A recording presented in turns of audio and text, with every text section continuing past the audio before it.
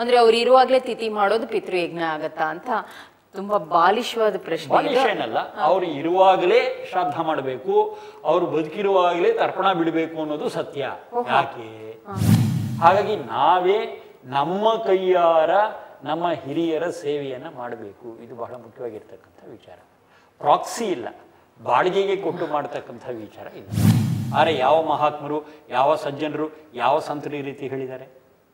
ಎಲ್ಲರೂ ಹೇಳಿರ್ತಕ್ಕಂಥದ್ದು ಪ್ರಾಮಾಣಿಕವಾಗಿ ಜೀವನ ಮಾಡು, ದಯೆ ಇರಲಿ, ಸನ್ಮಾರ್ಗದಲ್ಲಿ ನಡಿ, ದುರ್ಮಾರ್ಗಕ್ಕೆ ಹೋಗಬೇಡ, ಇವೆಲ್ಲ ನೀನು ಬದುಕಿರುವಾಗ ಪಾಲನೆ ಮಾಡೋದ್ರಿಂದ ನಿನಗೆ ಸದ್ಗತಿಯನ್ನು ವಿಚಾರವೇ ಹೇಳಿದಾರೆಯೇ ಹೊರತು ಅವರವರ ಕರ್ಮದ ಫಲಕ್ಕೆ ಅವರವರೇ ಹೊಣೆಗಾರಾಗಿರ್ತಾರೆಯೇ ಹೊರತು ಇನ್ನೊಬ್ಬರು ಏನೋ ಒಂದು ಕಾರ್ಯವನ್ನು ಮಾಡಿ ಏನೋ ಒಂದು ಕರ್ಮವನ್ನು ಮಾಡಿ ಇದನ್ನ ಬದಲಾವಣೆ ಮಾಡ್ತೀವಿ ಅಂತಕ್ಕಂಥ ವ್ಯವಸ್ಥೆ ಇಲ್ಲ.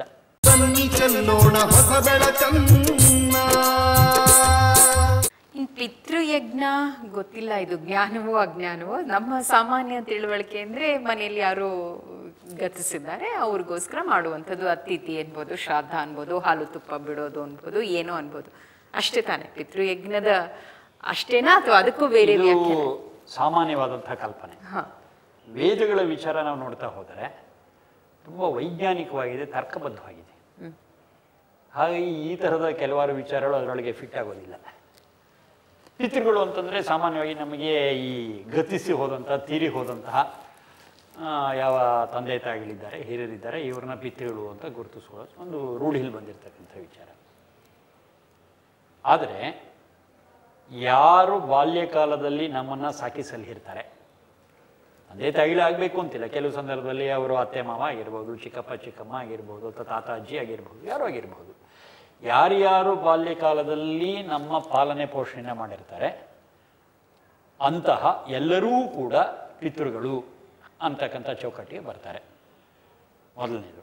ಎರಡನೇದು, ಅವರಿಗೆ ಸಂಬಂಧಪಟ್ಟಂಥ ಯಾವ ಕಾರ್ಯಗಳಿದೆ ಅದನ್ನು ಅವರು ಬದುಕಿರುವಾಗಲೇ ಮಾಡಬೇಕು ಅನ್ನೋದು ಬಹಳ ಮುಖ್ಯವಾಗಿರ್ತಕ್ಕಂಥ ಅಂಶ ಪಿತೃಯಜ್ಞದಲ್ಲಿ. ಇವತ್ತು ನಮಗೆ ಸಾಮಾನ್ಯವಾಗಿ ಅವರು ಸತ್ತು ನಂತರ ಮಾಡೋದನ್ನು ಪಿತೃಕಾರ್ಯ ಅಂತ ಕರೆಯುವಂಥದ್ದಾಗಿದೆ. ಆದರೆ ವೇದಗಳಲ್ಲಿ ಎಲ್ಲಿಯೂ ಇದಕ್ಕೆ ಸಂಬಂಧಪಟ್ಟಂಥ ವಿಚಾರ ಇಲ್ಲ. ಕ್ಷಮಿಸಿ, ಇದನ್ನ ಕೇಳಿದ ತಕ್ಷಣ ಈ ತರ ಪ್ರಶ್ನೆ ಮೂಡ್ಬೋದೇನೋ, ಅಂದ್ರೆ ಅವ್ರು ಇರುವಾಗ್ಲೇ ತಿಥಿ ಮಾಡೋದು ಪಿತೃಯಜ್ಞ ಆಗತ್ತಾ ಅಂತ ತುಂಬಾ ಬಾಲಿಶವಾದ ಪ್ರಶ್ನೆ. ಬಾಲಿಶ ಏನಲ್ಲ, ಅವ್ರು ಇರುವಾಗಲೇ ಶ್ರಾದ್ದ ಮಾಡಬೇಕು, ಅವ್ರು ಬದುಕಿರುವಾಗಲೇ ತರ್ಪಣ ಬಿಡಬೇಕು ಅನ್ನೋದು ಸತ್ಯ. ಯಾಕೆ? ಇವತ್ತಿನ ದಿವಸ ನಮ್ಗೆ ಏನಾಗಿದೆ, ಶ್ರಾದ್ದ ಅಂತಂದ್ರೆ ಸತ್ ಮೇಲೆ ಯಾವುದೋ ಮಾಡೋ ಕಾರ್ಯ ಅಂತ ನಮ್ಗೆ ಅನಿಸ್ಬಿಟ್ಟಿದೆ ನಮಗೆ. ಆದರೆ ಇದರ ಮೂಲ ಅರ್ಥ ಇಷ್ಟೇನೆ, ಶ್ರದ್ಧೆಯಿಂದ ಮಾಡುವ ಕಾರ್ಯ ಶ್ರಾದ್ದ ಅಂತ ಅಷ್ಟೇನೆ. ಶ್ರದ್ಧೆಯಿಂದ ನಾವು ಈ ಪಿತೃಗಳು ಯಾರಿದ್ದಾರೆ, ಬದುಕಿರುವ ಪಿತೃಗಳು, ಅವರ ಸೇವೆಯನ್ನ ನಾವು ಶ್ರದ್ಧೆಯಿಂದ ಮಾಡಿದ್ದಾದರೆ ಅದು ನಿಜವಾದಂತಹ ಶ್ರಾದ್ದ. ಅದು ಕೇವಲ ಈ ಪಿತೃಗಳ ಸೇವೆ ಅಂತ ಅಷ್ಟೇ ಅಲ್ಲ, ಯಾವುದೇ ಕಾರ್ಯವನ್ನು ಕೂಡ ನಾವು ಶ್ರದ್ಧೆಯಿಂದ ಮಾಡಿದ್ದಾದರೆ ಅದು ಶ್ರಾದ್ದ ಅಂತ ಕರೆಸ್ಕೊಳ್ಳೋದಕ್ಕೆ ಲಾಯಕ್ಕಾಗಿದೆ. ಇದು ಸರಿಯಾಗಿ ಅರ್ಥ ಮಾಡ್ಕೊಳ್ಬೇಕು. ಒಂದು. ಎರಡನೇದು, ತರ್ಪಣ ಅಂತನ್ನುವಾಗ ಯಾವುದರಿಂದ ತೃಪ್ತಿಯಾಗುತ್ತದೋ ಅದಕ್ಕೆ ತರ್ಪಣ ಅಂತ ಹೆಸರು. ನನಗೆ ಬಾಯಾರಿಕಾಗಿದೆ, ಅಮ್ಮ ತಂಗಿ ಬಾಯಾರಿಕಾಗಿದೆ, ಒಂಚೂರು ನೀರು ಕೊಡಮ್ಮ, ನೀರು ಕೊಟ್ಟೆ, ನನಗೆ ತೃಪ್ತಿ ಆಯಿತು ಅಂದರೆ ನೀನು ನನಗೆ ತರ್ಪಣ ಕೊಟ್ಟೆ ಅಂತ ಅರ್ಥ. ಆದರೆ ಈ ರೀತಿ ನಾವು ಅರ್ಥ ಮಾಡ್ಕೊಂಡಾಗ ಏನಾಯ್ತು, ಇವತ್ತಿನ ದಿವಸಕ್ಕೆ ಇದೇನೋ ವಿಚಿತ್ರವಾಗಿ ಕಾಣುತ್ತೆ ನಮಗೆ. ಬದುಕಿರೋನಿಗೆ ನೀರು ಕೊಟ್ಬಿಟ್ಟು ತರ್ಪಣ ಹೆಂಗಾಯ್ತಿದ್ವು ಅಂತ ಹೇಳಿ. ಆದರೆ ತರ್ಪಣ ಎನ್ನುವ ಪದಶಃ ಅರ್ಥ ಸ್ಪಷ್ಟವಾಗಿ ನಾವು ತಗೊಂಡಾಗ ಅದು ತುಂಬ ಸರಿಯಾಗಿರ್ತಕ್ಕಂಥ ಅರ್ಥ. ಅಷ್ಟೇ ಅಲ್ಲ, ನಾವು ಮಾಡಿಸ್ತಾ ಇದ್ದೀವಿ, ಇದೊಂದು ವಿಚಾರ.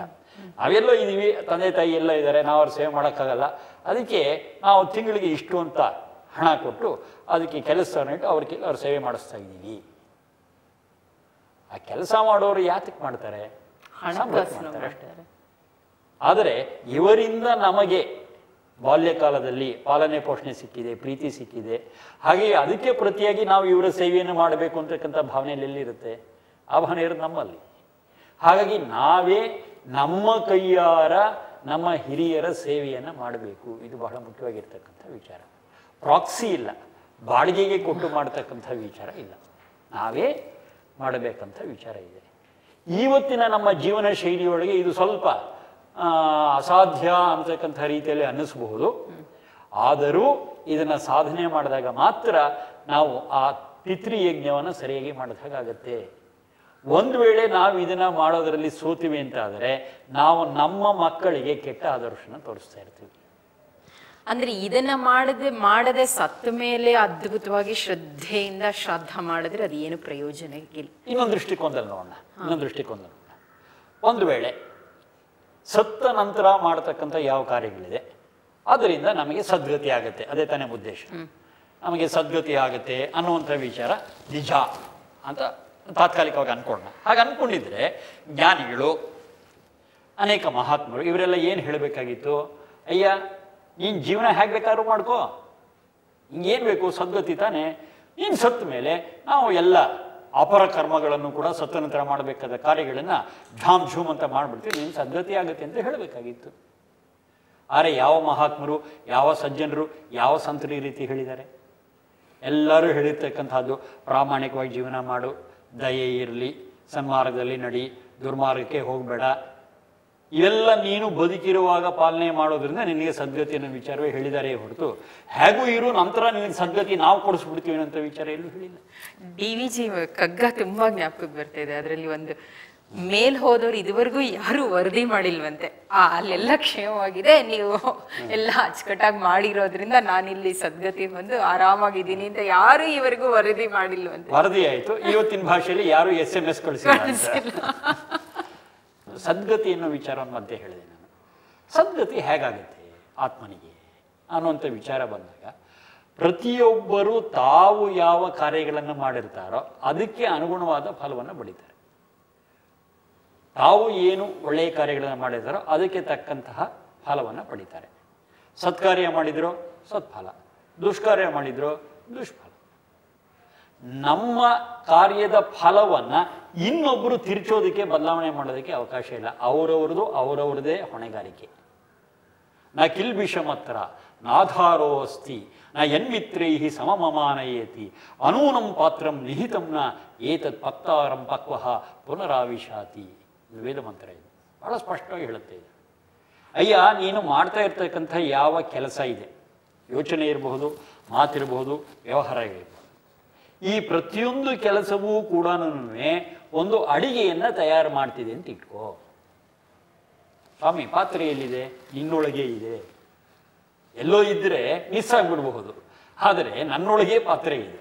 ಬರೀ ಪಾತ್ರೆ ಇರೋದಷ್ಟೇ ಇಲ್ಲ, ಆ ಪಾತ್ರವು ಅನೂನಂ ಪಾತ್ರಂ, ಅಂದರೆ ಯಾವುದೇ ತರಹದ ಒಡಕುಗಳು ತೂತುಗಳು ಇಲ್ಲದೇ ಇರತಕ್ಕಂತಹ ಬಹಳ ಅಚ್ಚುಕಟ್ಟಾಗಿರತಕ್ಕಂತಹ ಪಾತ್ರೆ. ನಾನು ಏನು ಯೋಚನೆ ಮಾಡ್ತೇನೆ ಆ ಪಾತ್ರೆ ಒಳಗೆ ಹೋಗಿ ಬಿತ್ತು ಅಡುಗೆಗೆ. ನಾನು ಏನು ಮಾತಾಡ್ತೇನೆ ಹೋಗಿ ಪಾತ್ರೆ ಒಳಗೆ ಬಿತ್ತು. ನಾನು ಏನು ಕೆಲಸ ಮಾಡ್ತೇನೆ ಹೋಗಿ ಪಾತ್ರೆ ಒಳಗೆ ಬಿತ್ತು. ಅಡುಗೆ ತಯಾರಾಗ್ತಾ ಇರುತ್ತೆ.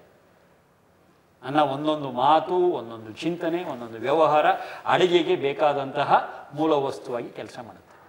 ಅಡುಗೆ ತಯಾರಾಯಿತು, ಯಾರಪ್ಪ ತಿನ್ನಬೇಕು? ಏತತ್ ಪಕ್ತಾರಂ ಪಕ್ವ ಪುನರಾವಿಶತಿ. ಅಯ್ಯ, ನೀನು ತಯಾರು ಮಾಡಿರ್ತಕ್ಕಂಥ ಅಡಿಗೆಯನ್ನ ನೀನೇ ತಿನ್ನಬೇಕು.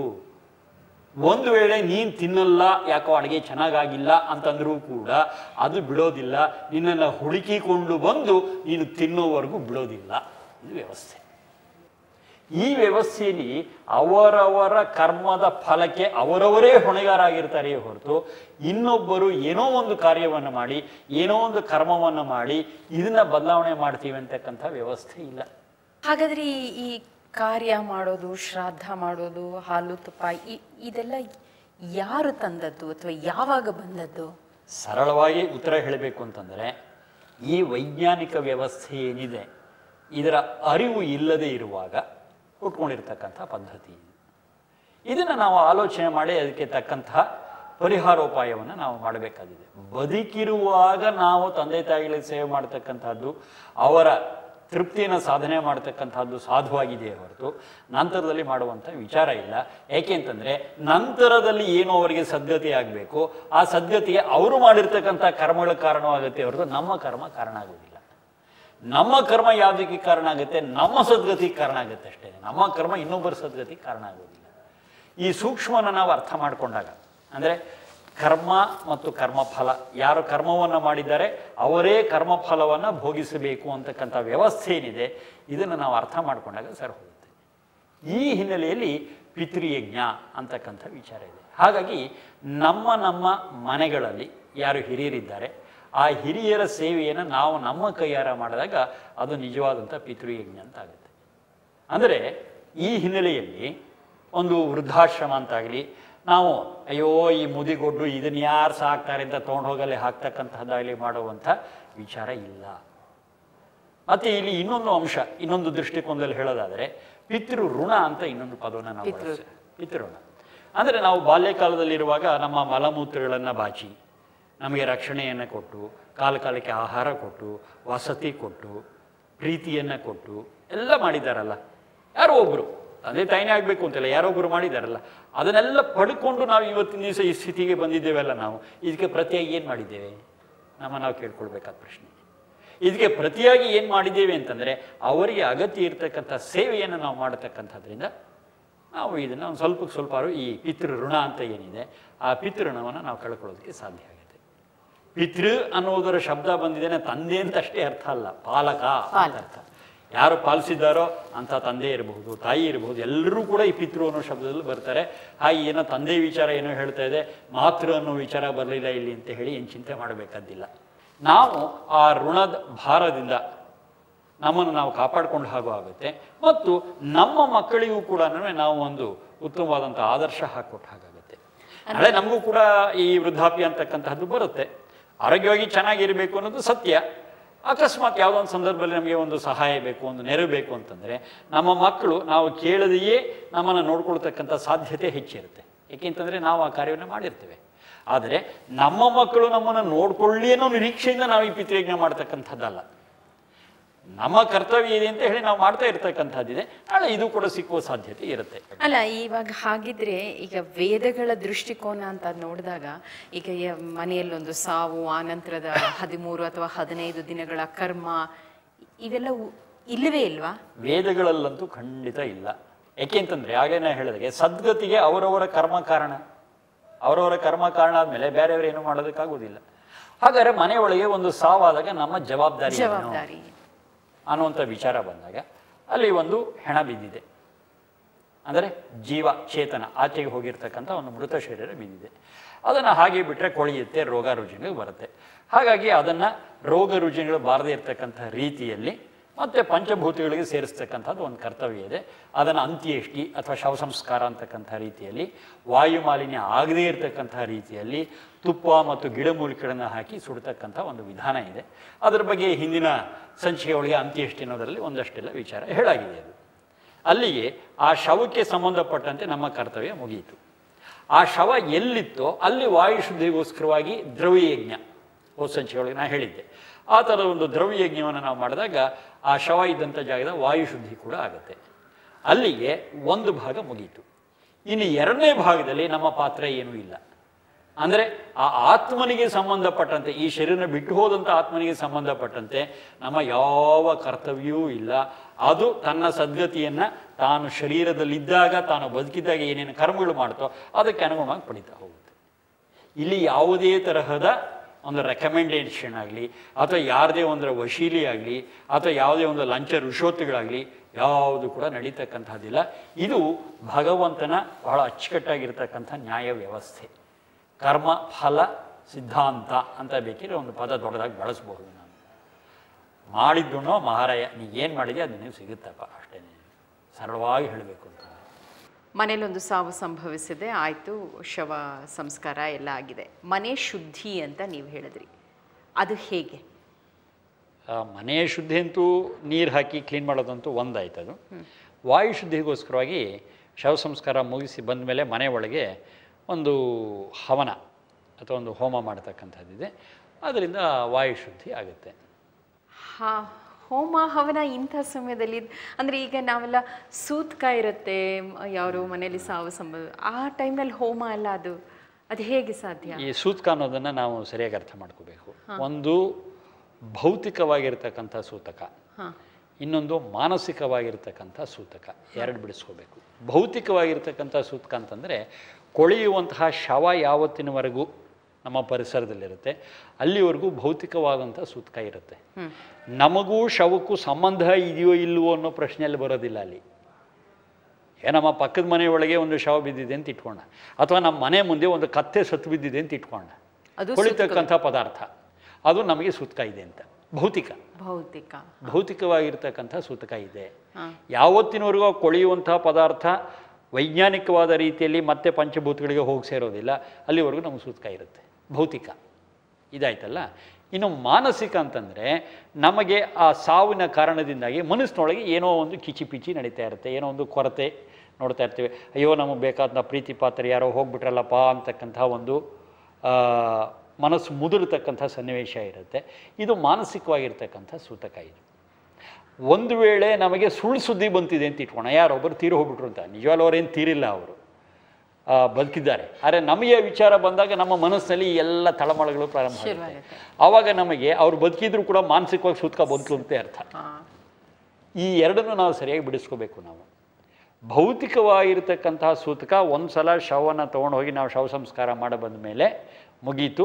ಆ ಭೌತಿಕವಾದಂಥ ಸೂತಕ ಮುಗಿದ ಮೇಲೆ ನಾವು ವಾಯುಶುದ್ಧಿಗೋಸ್ಕರ ಇಲ್ಲಿ ಹವನವನ್ನು ಮಾಡ್ತೀವಿ. ಇನ್ನು ಮಾನಸಿಕ ಸೂತಕದ ವಿಚಾರ ಅದು ಅವರವರ ಸಾಮರ್ಥ್ಯದ ಮೇಲೆ ಹೋಗುತ್ತೆ. ಕೆಲವರು ಆಯ್ತಪ್ಪ ಇನ್ನು ಆಗಿದ್ದಕ್ಕೆ ನಾವು ಇನ್ನೇನು ಮಾಡೋಕ್ಕಾಗತ್ತೆ, ಇದನ್ನು ನಾವು ಮತ್ತೆ ಬದಲಾವಣೆ ಮಾಡೋದಕ್ಕೆ ಸಾಧ್ಯ ಇಲ್ಲ ಅಂತ ಹೇಳಿ ಆ ಸಾವನ್ನ ಒಪ್ಕೊಂಡ್ಬಿಡ್ತಾರೆ. ಒಪ್ಕೊಂಡ ತಕ್ಷಣ ಏನಾಯಿತು, ಅವರ ಮನಸ್ಸು ಒಂದು ಸಮಸ್ಥಿತಿಗೆ ಬರುತ್ತೆ, ಸಮಾಧಾನ ಸ್ಥಿತಿಗೆ ಬರುತ್ತೆ, ಅವರಿಗೆ ಮಾನಸಿಕ ಸೂತಕ ಮುಗೀತು. ಇದು ಕೆಲವು ದಿವಸಕ್ಕಾಗಬಹುದು. ಇನ್ನು ಕೆಲವರಿಗೆ ಎಷ್ಟೋ ತಿಂಗಳುಗಳು ವರ್ಷಗಳಾದರೂ ಕೂಡ ಆ ಕೊರತೆ, ಆ ಥರದ ಒಂದು ಮಾನಸಿಕ ಖಿನ್ನತೆ ಅವರನ್ನು ಕಾಡಿಸ್ತಾನೆ ಇರುತ್ತೆ. ಅವರು ಆ ಮಾನಸಿಕ ಸೂತಕದಿಂದ 2-3 ವರ್ಷ ಆದರೂ ಕೂಡ ಇನ್ನು ಆಚೆ ಬಂದಿಲ್ಲ ಅಂತ ಅರ್ಥ. ಹಾಗೆ ಎರಡನ್ನೂ ನಾವು ಬಿಡಿಸ್ಕೊಂಡಾಗ ಏನಾಗುತ್ತೆ, ಭೌತಿಕ ಸೂತಕ ಬೇರೆ, ಮಾನಸಿಕ ಸೂತಕ ಬೇರೆ. ಭೌತಿಕ ಸೂತಕ ಶವ ಸಂಸ್ಕಾರ ಮಾಡಿ ಪರಿಸರ ಶುದ್ಧಿ ಮಾಡಿದ್ರೆ ಮುಗೀತು. ಮಾನಸಿಕ ಸೂತಕ ಎಷ್ಟು ಬೇಗ ಅದರಿಂದ ಆಚೆ ಬಂದರೆ ಅಷ್ಟು ನಮಗೆ ಕ್ಷೇಮ. ಇದನ್ನು ನಾವು ಸರಿಯಾಗಿ ಅರ್ಥ ಮಾಡಿಕೊಂಡಾಗ ಆ ಸೂತಕದ ವಿಚಾರವೂ ಕೂಡ ವೈಜ್ಞಾನಿಕವಾಗಿ ಅರ್ಥ ಆಗುತ್ತೆ. ನಾವಿದು ಕೇಳೇ ಇರಲಿಲ್ಲ ಅನಿಸುತ್ತೆ ಬಹುಶಃ. ಭೌತಿಕವಾದ ಸೂತಕ, ಮಾನಸಿಕವಾದ ಸೂತಕ, ಮತ್ತು ಎಂಥ ಮಾತಿದು. ಶ್ರಾದ್ದ, ತರ್ಪಣ ಅಂತ ಆ ಪದಗಳಿಗೆ ಇದುವರೆಗೂ ನಾವು ಏನು ಅಂದ್ಕೊಂಡಿದ್ವೋ ಅದು ಅರ್ಥ ವ್ಯಾಪ್ತಿ ಎಷ್ಟು ವಿಶಾಲವಾಗಿ ಹೋಗಿದೆ ನೋಡಿ ಅಣ್ಣನ ಮಾತುಗಳನ್ನು ಕೇಳಿದ ನಂತರ. ನಿಜಕ್ಕೂ ನಮ್ಮ ದೃಷ್ಟಿಕೋನ, ನಮ್ಮ ಯೋಚನಾ ಲಹರಿ ಎಲ್ಲವೂ ಬದಲಾಗ್ತಿರುವಂಥ ಸಂದರ್ಭ ಇದು.